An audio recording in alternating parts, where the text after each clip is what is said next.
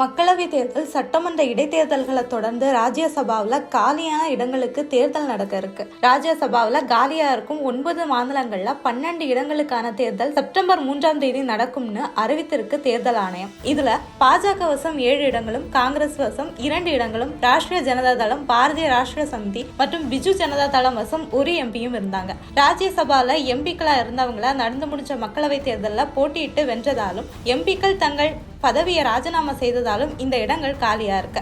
அசாம், திரிபுரா, மத்திய பிரதேசம், ராஜஸ்தான், ஒடிசா, பீகார், மகாராஷ்டிரா, ஹரியானா மற்றும் தெலுங்கானா ஆகிய 9 மாநிலங்களுக்கான ராஜ்யசபா பிரதிநிதிகள் தேர்ந்தெடுக்கப்பட வேண்டியிருக்கு.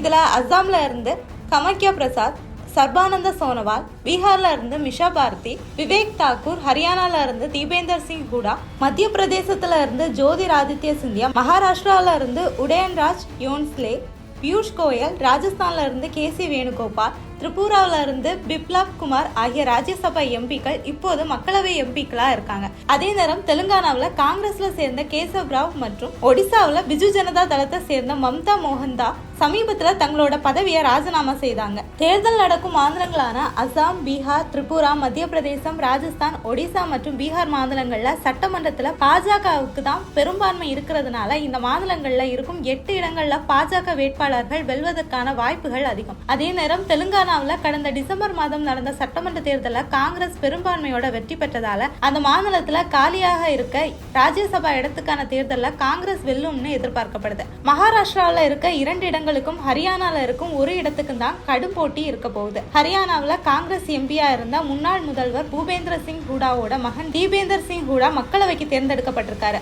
ஆனா அந்த இடத்துக்கான தேர்தலில் கடும் போட்டி நிலவும்னு எதிர்பார்க்கப்படுது. 90 சட்டமன்ற தொகுதிகள் இருக்க ஹரியானாவில் தற்போது 87 எம்எல்ஏக்கள் இருக்காங்க. பாஜக வசம் 41 உறுப்பினர்களும், காங்கிரஸ் வசம் 29 உறுப்பினர்களும் இருக்காங்க. இந்த ஆண்டு தான் பாஜகவுக்கு கொடுத்து வந்த ஆதரவை திரும்ப பெற்றாங்க துஷ்யந்த சௌதாலா தலைமையிலான ஜனநாயக ஜனதா கட்சி மற்றும் சுயேட்சைகள். அதனால இந்த இடத்துக்கான தேர்தலில் கடும் போட்டி நிலவும்னு எதிர்பார்க்கப்படுது. ஹரியானா மாநிலத்தை பொறுத்த வரைக்கும் சட்டமன்ற தேர்தலும் அங்க நெருங்கி வருது.